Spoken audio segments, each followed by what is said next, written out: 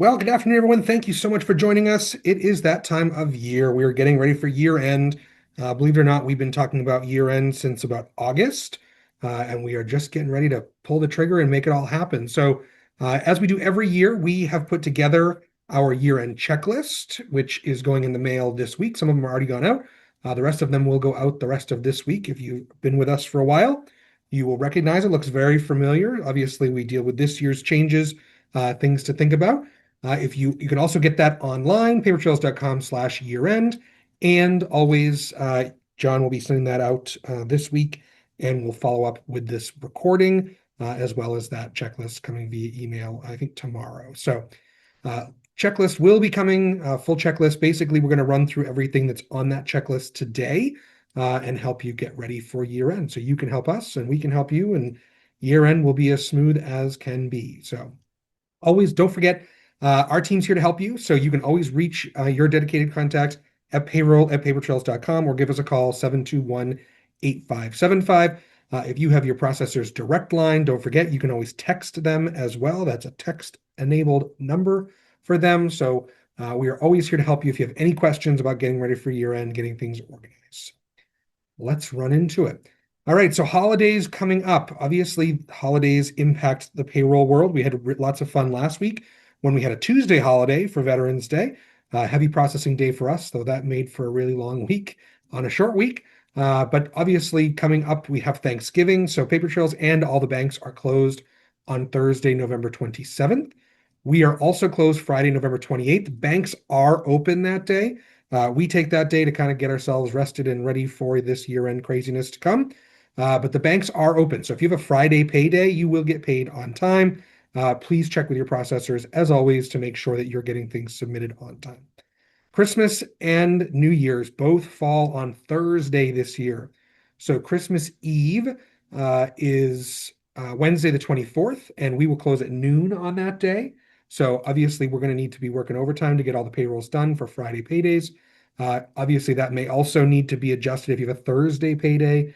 You may want to let your processor know if you want it paid on Wednesday or on Friday. Keep in touch with them. Everyone's closed on Thursday the 25th. Same thing the following week. New Year's, Paper Trails closes at noon on the 31st, Wednesday. Banks are open. Every bank seems to be do something different. I've seen 2 o'clock, 3 o'clock, 4 o'clock, noon. Every bank's a smidge different, so check with your bank. But direct deposits will process on Wednesday and also Friday. January 1st is a Thursday. Obviously, because if you have a Thursday payday, you want to think long and hard about what your payday is going to be. Is it going to be your last payday in 2025? Is it going to be your first payday in 2026? So think about how you want to do that. And of course, that first Friday of the year is a Friday, January 2nd. So keep that in mind as you're thinking about processing schedules, timelines, and pay. Let's jump right into what we want you to be working on this month. These are all November action items. You have plenty of time this month to work on them and think about them before year end.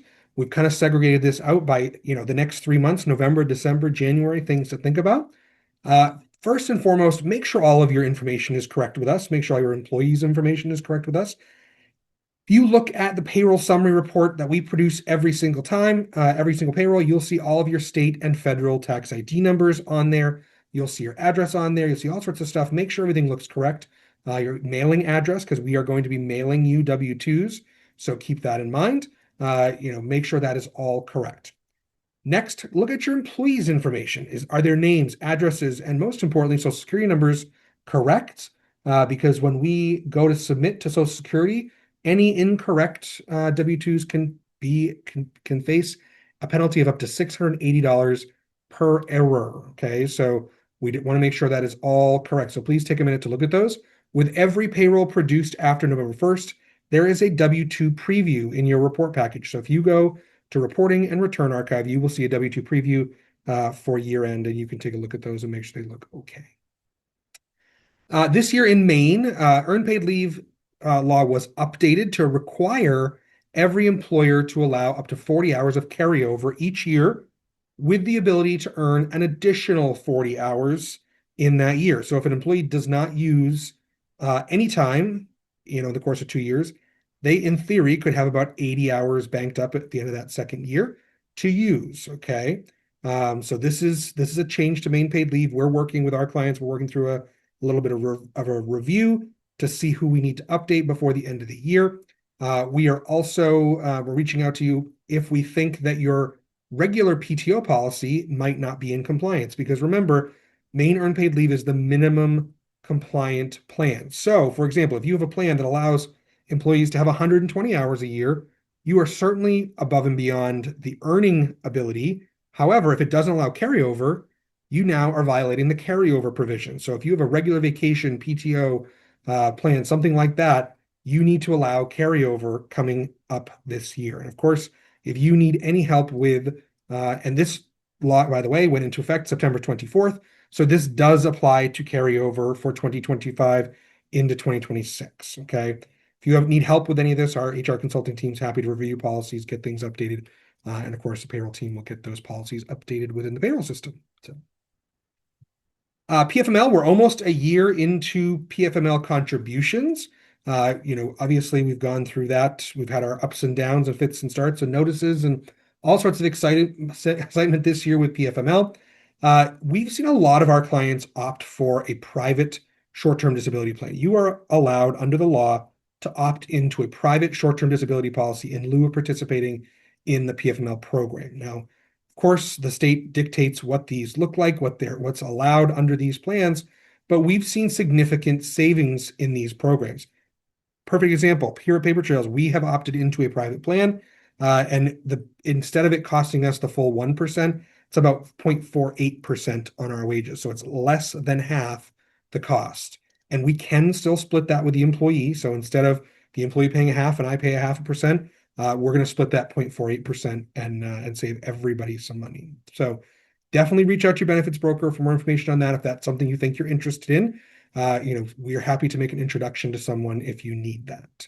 So another PFML item, if you are covering the employee's portion of that PFML premium, so again, we talked about that 0.5%, or if you're only qualified or only required to pay the 0.5% and the employers are paying it, but you as the employer are covering the employee's portion. IRS issued guidance earlier this year that said you need to add a taxable fringe benefit onto those employees, right? So that's not a free benefit, unfortunately. Everyone thought they were being generous when they did this at the beginning of the year. Turns out that the IRS said, no, that's a taxable fringe benefit. It is still a savings to the employee overall. However, their situation just became more complicated. Similar to this, we've identified, I think, have got everybody set up with this if you are covering your employees' premiums. But if you don't know or haven't got the information, please reach out and we'll double check for you. So. Merit. So mandatory retirement came into law 2 years ago now. The threshold has been lowered to any business with 5 or more employees. So now if you have 5 or more employees here in the state of Maine working, you must provide a retirement plan to your employees. Now, whether that is a simple IRA or a 401k or going into the state's program, which is called Merit, you have to participate if you have 5 or more employees. You have to offer retirement to your employees in one way or another. So that threshold was just lowered this year. So, and the state now has started to levy fines on employers who have not provided retirement plans. We've seen them going out there and working through that. So just keep an eye on that and obviously let us know what we can do to help you get organized. And obviously, if you go to papertrails.com/retirement, we have a full guide to Merit. We are happy to make introductions to anyone if you want a simple IRA or 401k, or you can find out more about the Merit program at mainsaves.org. So also coming into November, you want to make sure if folks want to maximize their pre-tax benefits, you want to go through and make sure that you are hitting these targets. Now, obviously, retirement contributions have changed since Secure 2.0. They're tiered. It used to be over 50, under 50. Now we have additional age bands. So we have under 50, 50 to 59, 60 to 63, and 64 plus. And the best way I can describe how you determine if you are in that 60 to 63 age band is if you turn 63, 60, 61, 62, or 63 in that year, you are eligible, right? So the year you turn 64, whether that be in September or January, you are not eligible, okay? So there is a super catch-up for those folks 60 to 63. So if you have a 401k, if you have a simple IRA, these are the contribution maximum limits for 2025. Make sure if you want to max out, make sure you're on track for that. If you want to bonus yourself out and pay those, that's fine as well. Reach out to your processor on that. The health savings accounts are similar, contributions. There's a catch up over 55. Those flexible spending accounts, if people want to max these out, now's the time to look at those. Make sure you're on track for that. Bonus yourself out if you need to, or make additional contributions if you need or want to. So keep an eye on all of those. Starting about this month and into next month, the IRS starts sending out what are called semi-weekly tax notices. It's I think, notice CP 125 or something like that. And essentially what that tells us is we may have to make a change to your tax deposit frequency. We keep really close eye on this, but if you receive a notice about that, if you receive any notice, let's be clear about that, from the IRS or the state, please forward that to us so we can work on that, troubleshoot that, figure out what's going on, and make sure that you are in compliance with everything you need to be in compliance with. So, fringe benefits, year-end W-2 adjustments. So the most common types of adjustments we see are those shareholders' health insurance, mileage reimbursements for the S Corp owners. So if you are an S Corporation and an owner of an S Corporation, you likely, and you have health insurance, that needs to go on your W-2 as a taxable fringe benefit. Start getting that information together, take your Anthem bill, take this month's premium, multiply it by 12. Or if you have a mid-year renewal, look at the before the renewal, after the renewal, figure out what that is. Other things that we see are group term life paid on employees. So if you have group term life for your employees and the benefit is over $50,000, there may be a taxable fringe benefit on that. So please talk to us if that is the case. Third-party sick pay. So if you have a short or long-term disability plan and someone went out, typically that has to be noted on their W-2. So send those along. If you have employees who are using a company vehicle for personal use, that includes commuting, right? So commuting is not business use. If they are taking that car home at night, that is personal use of a company vehicle, and that needs to be reported as a taxable fringe benefit.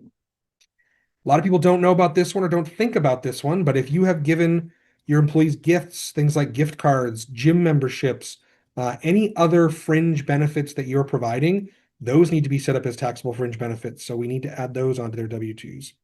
We are, as usual, we are reaching out to all of our clients who have had these types of adjustments in the past, and we will work with you. You say, hey, this is what we did last year. This is what we think you might need to do this year. Certainly start getting that in order. Start thinking about what you need to do, because we need those mid-December to make sure everything processes correctly. So ACA reporting, if you are eligible for that, if you have over 50 full-time equivalent employees, really complicated formula. We know who you are. We are reaching out to you to get this going, but start thinking about that as well, getting yourself organized as well.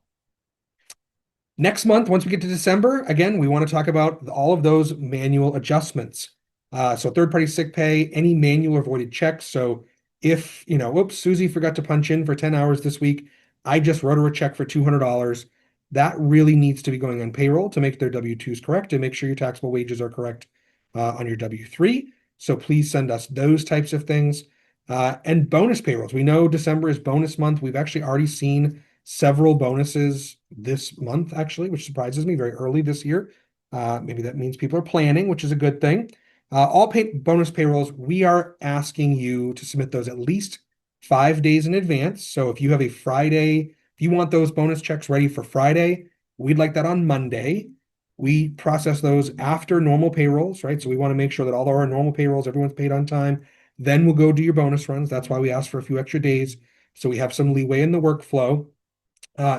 Quick note, any really large bonus runs, if there's a tax liability over $100,000 or a direct deposit to a single person over $100,000, we're going to need a wire to fund those. Certainly we will be in touch with you if that's the case, what's going on. We're not going to leave you high and dry and, at the 11th hour, say, hey, I need you to run to the bank. We're going to communicate that as soon as we know. And again, that is also why we request that 5-day lead on those. If you want to do payroll bonuses this year, please send an email to your processor at payroll@papertrails.com. We're going to send you a spreadsheet and we're going to send you a questionnaire this year. The questionnaire has questions, things like, what's the date you want this payroll paid? How do you want the taxes handled? Do you want live checks? Do you want direct deposits? All of those types of things that we want to make sure that we're configuring that bonus payroll just how you like it. And certainly once then basically we're going to give you that spreadsheet. You fill the spreadsheet out and send it back to us. And that will allow us to get those bonuses processed quickly and efficiently and error-free. We also will be sending you a preview of that bonus payroll so you have a chance to look at it before we hit the go button. So a little bit of a change in process this year. We're trying to put some structure around that. Again, you'll see this in the checklist that's coming out as well. So before Friday, December 12th, we would like all of those year-end adjustments, the shareholders insurance, the group term life, the third-party sick pay, personal use of a company vehicle, all those things. We'd like them by December 12th, please. We need them by then so we can go through and verify and look through everything, get everything done and ready for W-2s. If you've been with us for a while, you know we get W-2s out the door at the very beginning of January. So please help us do that. Again, this year, no tax on tips, no tax on overtime. So we've had a lot of questions about this. The One Big Beautiful Bill Act that was passed this summer has given tax deductions to employees, no tax on tips, no tax on overtime. These adjustments do not happen in payroll, okay? Typically how this is going this year, these tip amounts and overtime amounts are going to be put on the W-2 in box 14.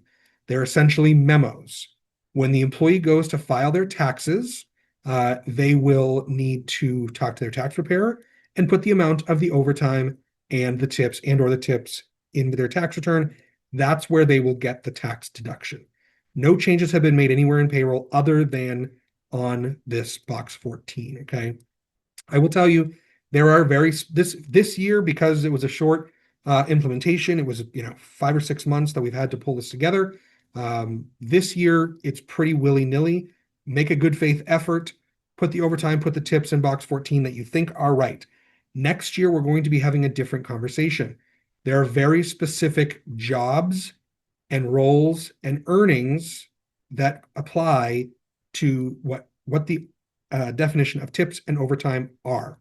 So we're going to need to do a lot more configuration, a lot more checking on these to make sure the overtime amounts and the tip amounts are correct.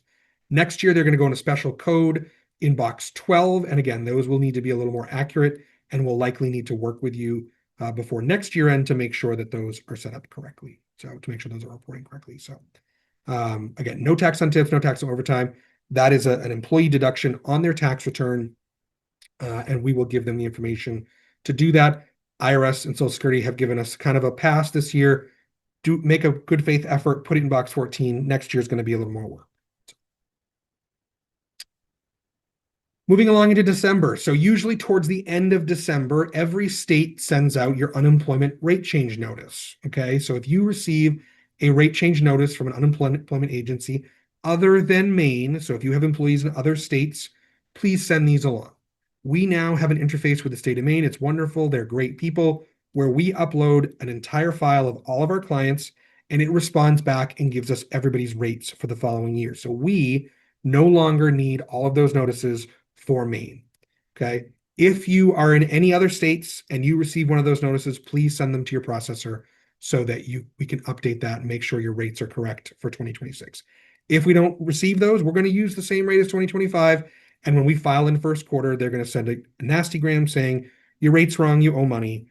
So please get those over to us when you receive them. Remember, last pay of the year is really important to look at, okay? Double, triple check this. Make sure all those names, address, social security numbers we talked about earlier are correct. Are your benefit deductions correct? Have you reconciled them with your benefit invoices? Are you doing PTO payouts or PTO rollovers? Are the fringe benefits correct?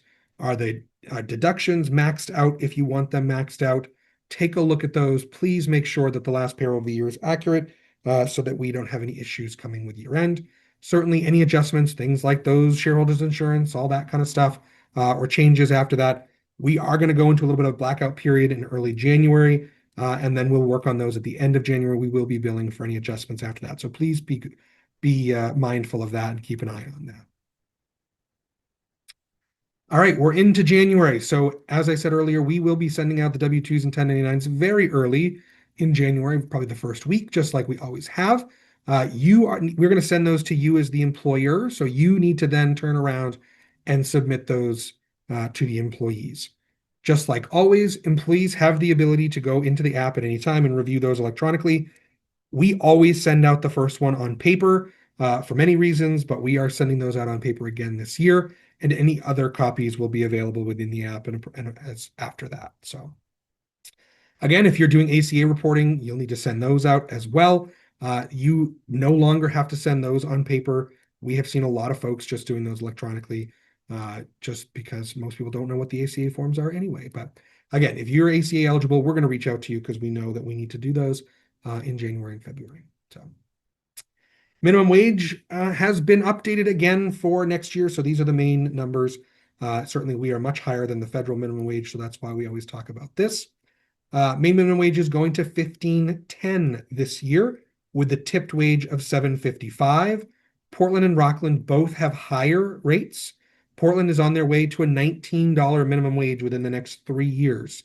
So keep a close eye on that. If you have anybody working in the city of Portland, and when I say working in the city of Portland, if you are a landscaper and you have people going to mow lawns in Portland, when they are working within city limits of Portland, they need to be using the higher minimum wage. Okay, so keep a close eye on that. The salary exempt threshold for this year has gone up to $871.16, and that's a weekly wage. Okay, so if someone is this is not an annual, salary. This is their weekly wage. If you're paying someone $600 a week plus bonuses, that does not count. It must be, that is the minimum salary threshold. Okay, that weekly rate. Again, we want to look at the retirement contributions. Another wrinkle in retirement contributions for those of you with a simple IRA, the contribution limits are different if you have under 25 or over 25 employees. Okay, so if you have under 25 employees, the contribution limits are less. The 25 employee count is taken as of December 31st of the prior year. So if you have 24 employees on December 31st, you can use the higher limits. If you have 26 employees on December 31st, you must use the lower limit. Okay. And again, these are still tiered by that age with that bonus catch up for 60 to 63. And again, that is the year for which you turn 60, 61, 62, or 63. Big change, again, Secure 2.0 change. This is for the catch-up. So anything over 50, those contribution amounts, anything over the base, if you're a high earner, and essentially what that means is your taxable Social Security wages in the prior calendar year over $145,000, all those catch-up contributions must be made post-tax as a Roth contribution. Okay, so this is probably for business owners, high net worth folks that are really maximizing those. They are now saying you must make those contributions on a post-tax Roth basis. As of this moment, November 18th, we do not have very specific instructions on how we're going to handle that within the system. We know that we are going to get an update in the next couple of weeks from iSolved on how that will be handled. So we will be able to handle that and identify that, most of all, before the end of the year and into early next year. But we do not have at this moment an exact answer on that. But if you think that is something that you're going to fall into, please start thinking about that now and let us know sooner than later so we're ready for it for January. Same thing, all the health savings accounts, FSAs, everything's gone up for next year. So similarly, just want to make sure that you're getting your maximum contributions if you want them. Big thing for 2026, there are 53 Thursdays in 2026. And a lot of people ask me, why does that matter? That matters largely only if you have salaried employees and you are budgeting for 52 weeks of payroll, or if you're a biweekly payroll and there happens to be 27 Thursdays on your schedule. We've had some folks say, well, gosh, I don't want to overpay my employees this year. They get a $50,000 salary for the entire 12-month period, okay? And in that case, if you're doing cash accounting, you may want to consider adjusting salary amounts if this is going to apply to you. Pretty rare, not something that we see a ton, but we always like to let everybody know now so that you're not blindsided, December of 2026 saying, gosh, I'm going to overpay my people if that's not what you want to do. So Similarly, with the last payroll of the year, we really would like you to take a really good look at the first payroll of the year. Make sure we have all those pay rate changes. We've talked about those. Minimum wage updates. We're working through minimum wage updates on our end for folks as we see them. We're trying to do those in advance, get them ready for January 1st. All those deduction changes, benefit changes, amounts, let us know about those. The sooner the better, again, as well. Take a look at your carryovers, your PTO, your balances. Are they what you want to be done? Is it working how you want it to be done? Please, let's fix those right away. Let's not wait until August and say, I have to go do a full reconciliation of the whole year. Let's look at those right away. So please be mindful of those items with your first payroll of the year. If you have non-payroll 1099, so this is contractors you've paid, anybody that earns over $600 in your organization, you still need to give them a 1099 form. We're not doing those anymore like we used to. When we stopped doing bookkeeping, we stopped doing these 1099s. And our friends over at Mainly Bookkeepers, who took over all the bookkeeping for us, are going to be doing those. And you can email Katie. So Katie at mainlybookkeepers.com. And yes, there is an extra I in there. So be mindful of that, and she'll get those all taken care of for you as well. So certainly there's a lot of changes coming up from an HR perspective. Some of them we've talked here. Some of them we're going to hit again at our webinar in January. All the law changes that are going into effect. You're probably going to want to update your policies, communicate them to your team, make sure things look good. Generally speaking, labor law posters are changing in January. So if typically minimum wage updates, that's typically when states roll things out. You want to make sure all your labor law posters are compliant. We have a program that we are certainly happy to work with you on, where we will automatically just send you anytime there is a labor law poster update. We will send that to you, and you don't have to worry about going to look for it or stay compliant with that. So, and don't forget, we do a webinar just like this every month, the third Tuesday of every month at 2:00. We have the full schedule for next year posted already at papertrails.com/webinars. You can go out there and see what's out there. Starting in January, we're going to dive right into all of the changes for 2026, the law changes, and we'll go from there. We're going to talk about seasonal employees again, remote employees, lots of good compliance things going on through there. And in that January webinar, particularly, we're going to have a few folks from the state joining us as well to help kind of clarify. So that's a good one to be on, so you know what has changed. All right, that's where we're at for the checklist. That's all the good things we want to pay attention to this year end. Again, you can download that checklist at papertrails.com/year end. Don't forget to look at the webinars. We do not do a webinar in December, but we will pick that right back up in January. You can take a look at those for the year. Happy to answer any questions. Looks like I do have one question. Can I add bonuses onto the biweekly payroll like I have in the past? What we're going to do this year is we're going to do a separate payroll. They can certainly be the same pay date, but we're going to do two separate payroll runs. And again, we ask that you submit those bonuses a few days earlier so we can get ready and process those. We have more time to do that. So certainly you do it the same day, but we're going to do it as a separate payroll, and that'll help you kind of keep track of those as well and have better control of the options. So.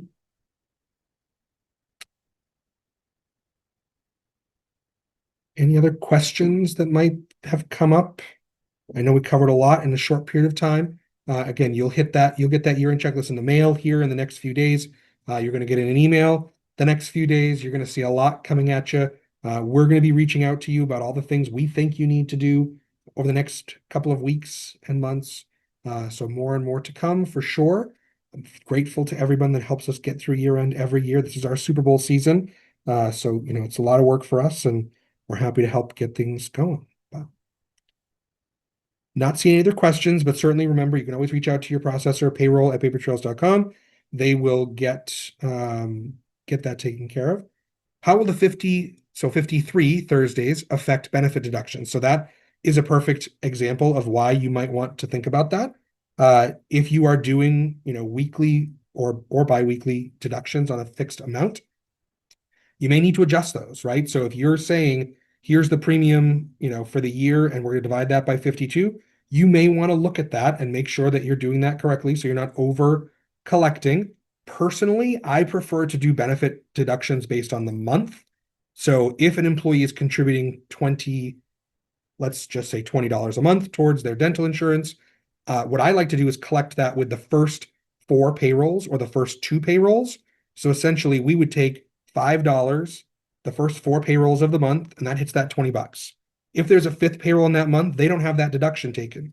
But it makes life a lot easier when someone leaves. So you don't have to go and multiply it by 52, divide by how many months, and figure out the math for those final contributions. You can just see this month they owe me $20. They've paid me 10, so I need to collect, $10 with their last payroll.